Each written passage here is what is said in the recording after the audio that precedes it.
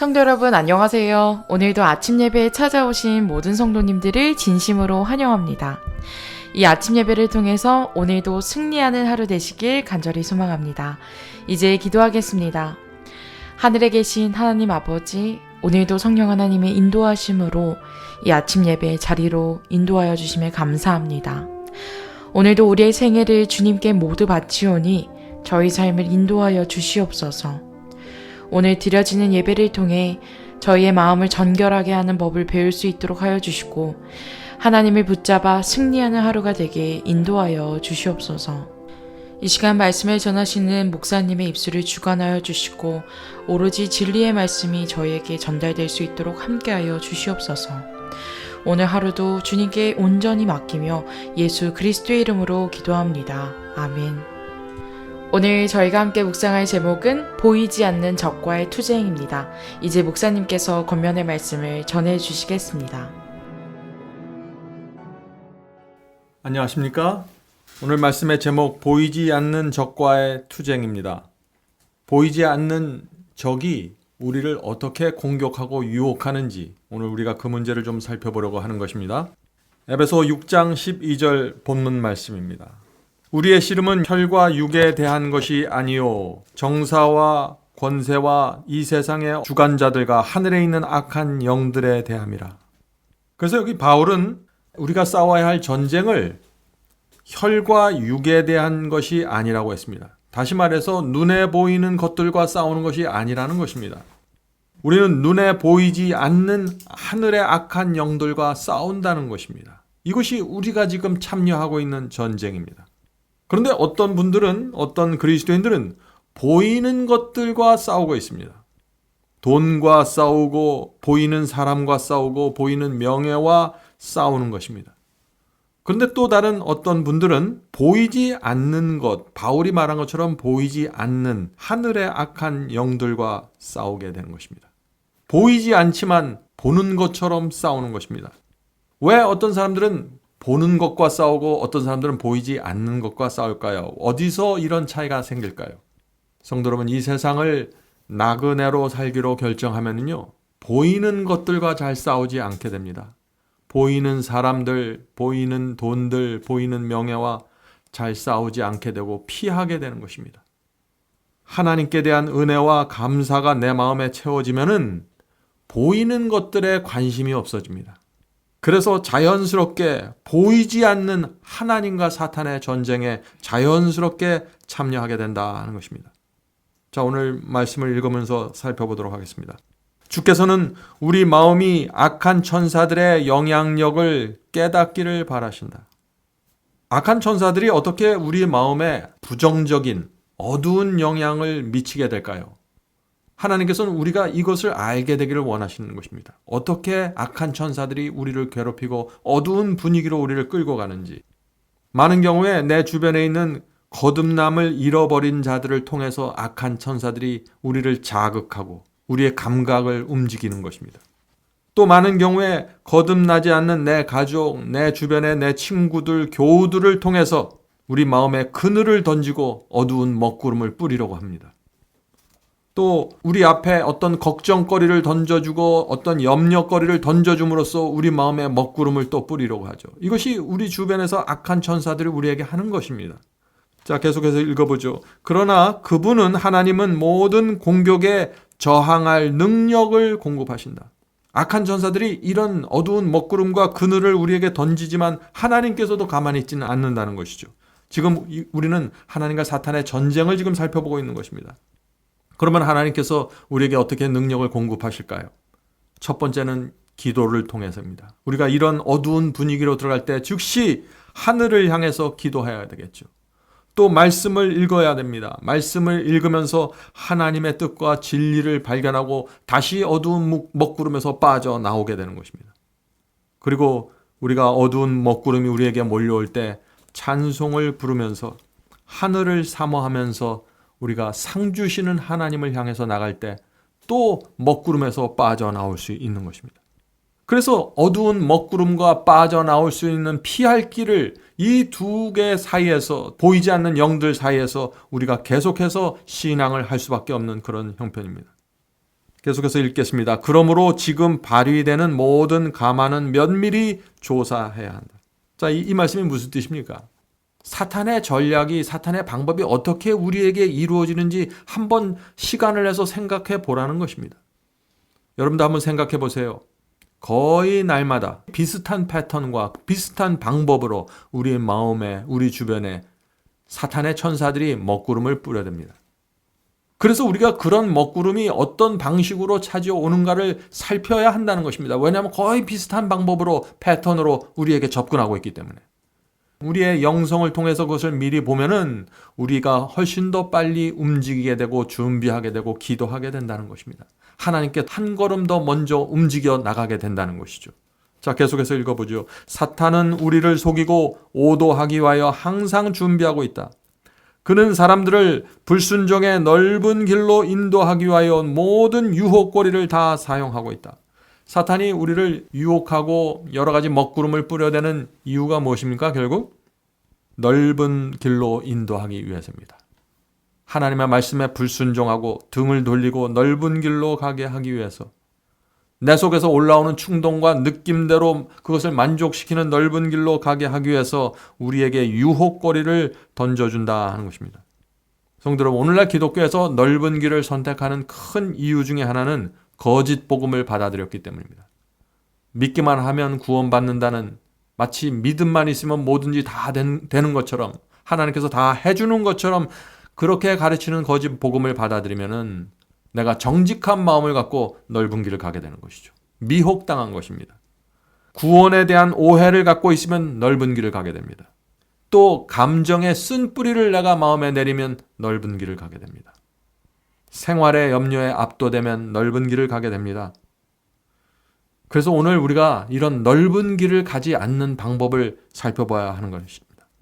계속해서 읽겠습니다. 하나님께서 바른 길을 가리키기 위하여 세우신 편말에 거짓 표시를 해 놓음으로써 이정표를 제거하고 있다. 지금 사탄이 이렇게 한다는 것입니다. 하나님께서 우리 하늘 본향까지 가는 그 길에 정확하게 편말을 세워 놓으셨습니다. 말씀으로 편말을 세워 두셨어요. 여기로 가야 된다. 이렇게 순종해야 된다. 저 길로 가야 된다. 하나님의 말씀 속에 분명한 편말을 세워 주었는데 사탄이 그 편말을 바꿔놓고 이정표를 제거하고 있다는 것입니다.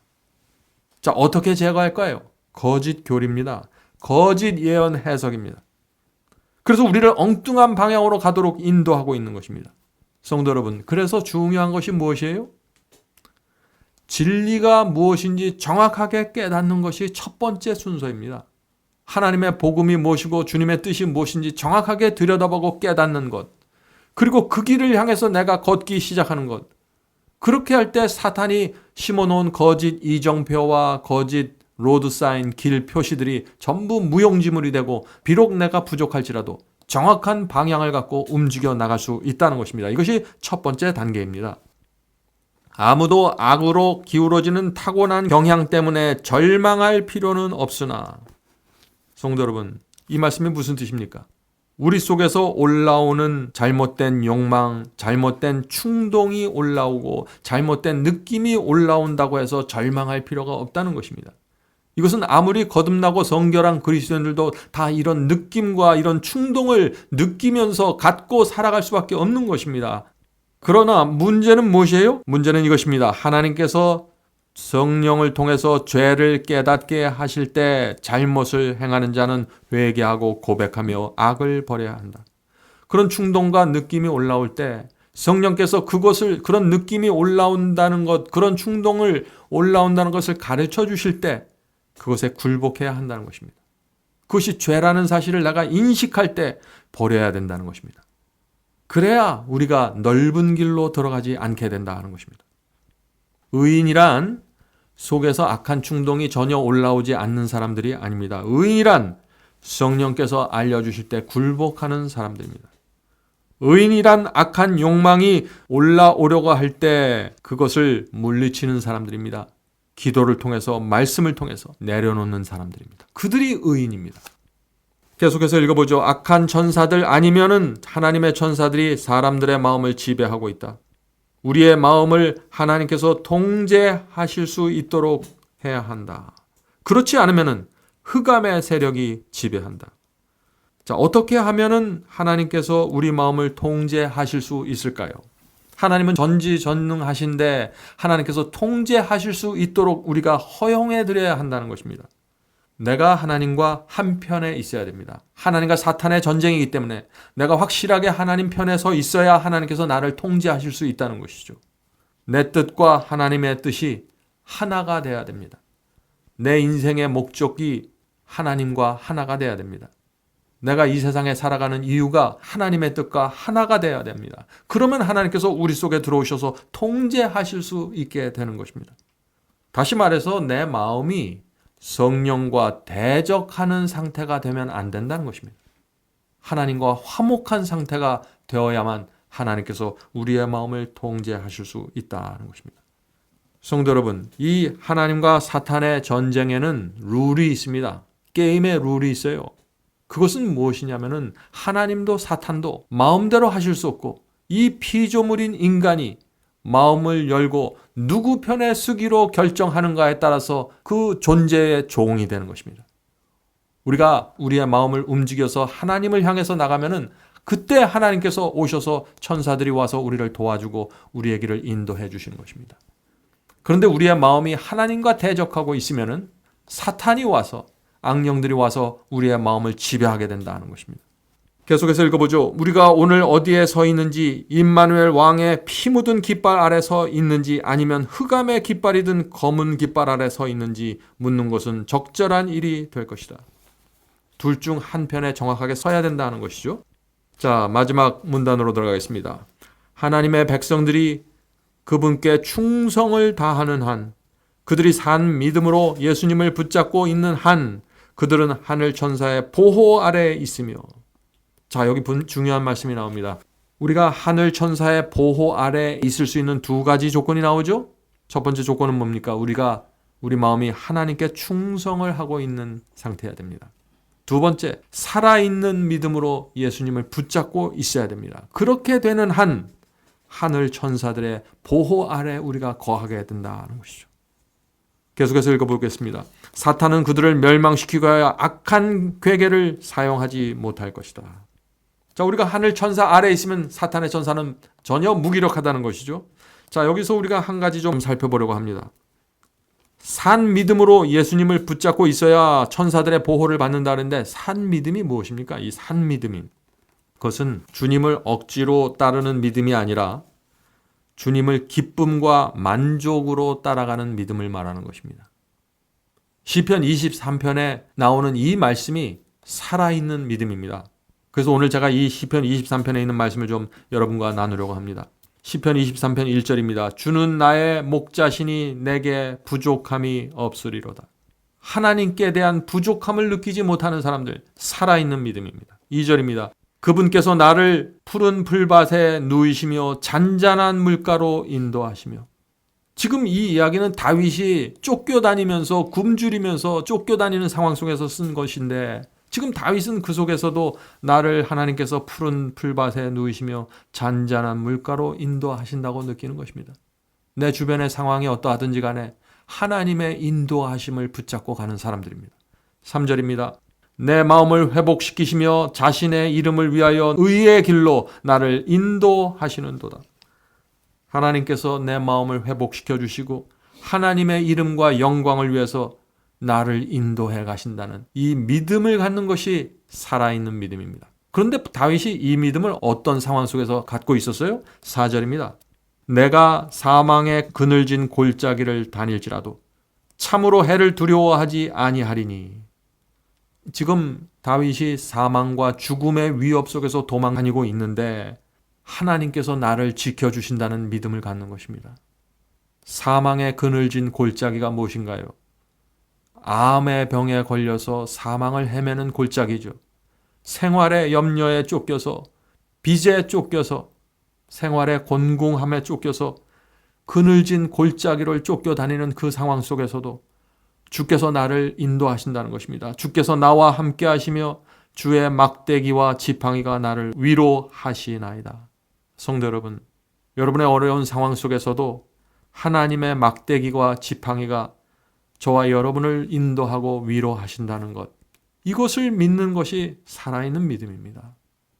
5절입니다. 주께서 내 원수의 얼굴 앞에서 내 앞에 상을 차리시고 나를 괴롭히고 나를 힘들게 하는 원수들이 보는 앞에서 내게 밥상을 베푸시고 먹을 것을 제공하시고 까마귀로 나를 먹이시는 하나님의 사랑과 인도하심을 바라보고 그것을 믿고 살아가는 사람들, 살아있는 믿음을 가진 사람들입니다. 5절, 성령의 기름을 내 머리에 부으시니 내 잔이 넘치나이다. 내 평생의 선하심과 긍휼이 정녕 나를 따르니 내가 주의 집에 영원히 거하리로다. 성도 여러분, 이것이 살아있는 믿음입니다. 사망의 그늘 아래에 있어도 주께서 나와 계시면 감사한 사람들, 하나님 한 분으로 만족하는 사람들, 내가 주님께 드린 것보다 주께서 내게 베푸신 것이 비교할 수 없을 정도로 많다는 사실을 깨닫는 자들, 내 인생에 하나님 외에는 답이 없다고 느끼는 자들, 이런 사람들이 살아있는 믿음으로 주님을 따르게 될 것이고, 그런 사람들은 좁은 길에 대해서 전혀 불만족하지 않게 되고 모든 염려와 걱정거리로부터 해방되게 된다는 것입니다. 성도 여러분, 오늘 하루도 주께서 우리를 푸른 풀밭에 누이시고 잔잔한 물가로 인도하시기를 간절히 바랍니다. 자, 기도하겠습니다. 하늘에 계신 아버지, 이 세상이 참 험하고 곤궁하고 염려와 걱정거리가 저희의 마음을 억누를 수밖에 없는 그런 상황의 세상입니다.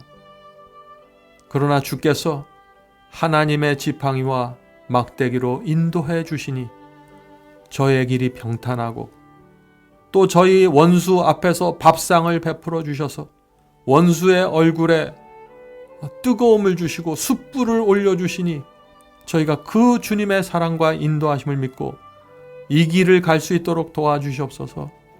하늘에 계신 아버지, 저희가 살아있는 믿음을 갖기 원합니다. 주님 한 분만으로 만족하고 다른 것 원하지 않게 도와주시옵소서. 하나님의 말씀 있는 그대로 보고 따라가기 원하오니 인도하여 주시옵소서. 예수님의 이름으로 간절히 기도드립니다. 아멘.